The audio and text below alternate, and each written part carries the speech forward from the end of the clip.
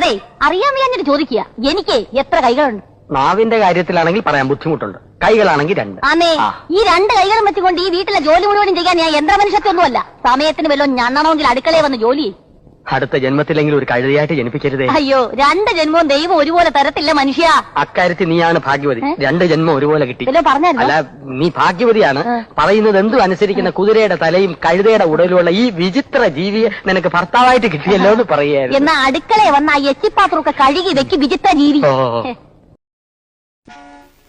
സുഖേട്ട, ഇനി മുതൽ ദിവ്യമോള് സുഖേട്ടനെ അച്ഛാന്ന് വിളിക്കില്ല.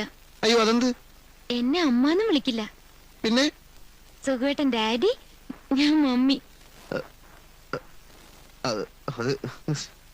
ലോകം ഒരുപാട് മുമ്പോട്ട് പോയി സുഖേട്ടാ. കിണറ്റിലെ തവളകളെ പോലെ നമ്മൾ പരിഷ്കാരം അറിയേണ്ട ജീവിക്കേണ്ട കാര്യമുണ്ടോ? എന്നാലും പെട്ടെന്ന് അങ്ങനെ ഒരു മാറ്റം വേണോ? വേണം. ഡോക്ടർമാരുടെ ഇടയിൽ ഒരു മാണിക്യമാണ് മേനോൻ ഡോക്ടർ. എന്റെ അച്ഛനാണോ നിങ്ങൾ ചികിത്സിക്കുന്നത്? അതെ. ഉറപ്പാണോ? മേനോൻ ഡോക്ടറെ എനിക്കറിയില്ലേ, എന്താ പ്രശ്നം? അല്ല, എന്റെ അച്ഛനൊരു മൃഗ ഡോക്ടറാണ്.